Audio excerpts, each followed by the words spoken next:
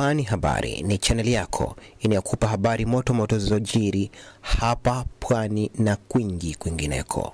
Mwanadamu asiwe ni mtu mwenye kubeza. Mwanadamu awe ni mtu mwenye kuzingatia. Mwanadamu asije akawa ni mtu mwenye kujuta, akaja akasema lau kunna nasma'u au na'qil ma kunna fi ashabi sa'ir. Asije akasema lau kama tulisikia na tulizingatia tukatumia akili zetu pale tulipo tukifikishiwa, leo tusingalipata hasara hii, tusingalikuwa katika watu wa motoni. Kwa hiyo kubwa zaidi ni msisitizo wa ile khutba yetu ambayo imezungumzwa, hasa katika zama hizi ambazo tunaulaumu sana ulimwengu, tunautukana sana ulimwengu. Wakati huo huo, kama Imamu Shafi rahimahullahu alisema, tunautukana sana ulimwengu wala aibu fina, lakini dosari mara zote zinakuwa ni zetu.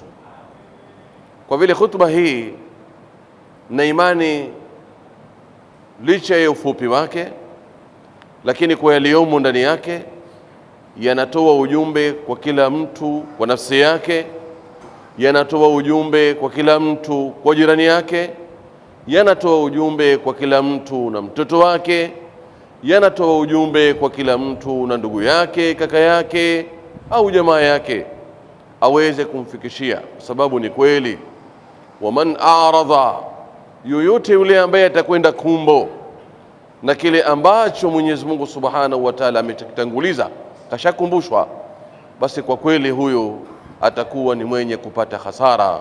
Tumuomba Mwenyezi Mungu Subhanahu wa Ta'ala tukinge. Tunaghafilika sana katika mambo mbalimbali. Mtu akiambiwa toa aona anakerwa, akiambiwa fanye wema wazazi aona anaudhiwa, akiambiwa subra anaona anaudhiwa. Kwa kweli matatizo ni makubwa. Khatibu, Allah mjalie kheri, alitupigia mfano juu ya suala zima hili la kausha damu. Hii ni kensa kubwa sana ambayo tunayo leo. Subhanallah, mpaka inafikia hatua hii kausha damu lazima tuitafakari vya kutosha, tuitafakari na tujue kwamba inasababisha mpaka migogoro. Mtu anachukua vitu vya mume wake anakwenda kuuza kwa sababu tayari kashaingia kwenye deni. Ukija ukiangalia utaratibu ambao unatumika kwenye hiyo kausha damu, utasema ni msiba, tena ni msiba ambao unastahiki kusema inna lillahi wa inna ilaihi rajiun.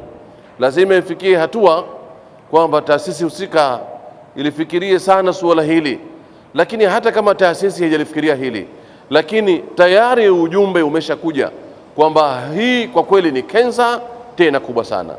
Lakini kensa nyingine ambayo vile vile inatuumiza sasa ni suala zima hili ambalo wanalita kubeti. Ni lugha tu, ni lafudhi tu, lakini ni kamari. Sasa hivi watu wameingia katika mradi huu ambao ni kensa kubwa sana.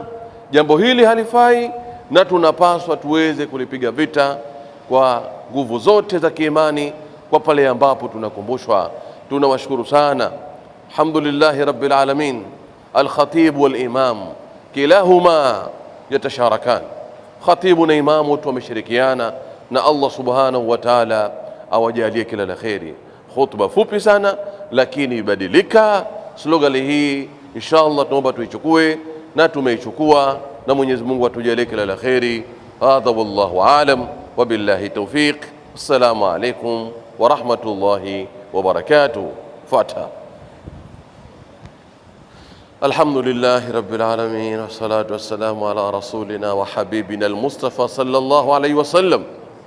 اللهم يا الله يا الله يا رحيم يا كريم، يا أكرم الأكرمين، يا أكرم الأكرمين، يا أكرم الأكرمين، يا نور بنورك تناورت بنورك نورنا. اللهم نور قلوبنا بالقرآن الكريم، وزين أخلاقنا بالقرآن الكريم. اللهم نور بلدنا بالقرآن الكريم. اللهم إنا نسألك الأمان في نفوسنا، نسألك الأمان في بيوتنا، نسألك الأمان في أرزاقنا، نسألك الأمان في أولادنا، نسألك الأمان في حياتنا. اللهم نور بصرنا ونور قلوبنا ونور أيدينا يا رب العالمين. اللهم اجعل بلدنا أمنا واستقرارا، اللهم اجعل بلدنا أمنا واستقرارا، واحفظ قائد هذا الوطن يا رب العالمين. احفظه من البلاء والبلوى، احفظه من كل حاقد وهاسد، ووفقه يا رب العالمين على إدارة شؤون هذا البلاد على ما أنت ترضاه يا رب العالمين.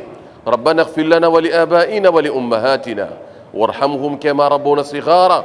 اللهم ربنا آتنا في الدنيا حسنة وفي الآخرة حسنة وقنا عذاب النار. وصلى الله وبارك على حبيبنا وقدوتنا وأستاذنا محمد صلى الله عليه وسلم. سبحان ربك رب العزة عما يصفون والسلام على المرسلين والحمد لله رب العالمين. Like, kushare, kucomment na kusubscribe ili kupata zaidi kutoka hapa Pwani Habari.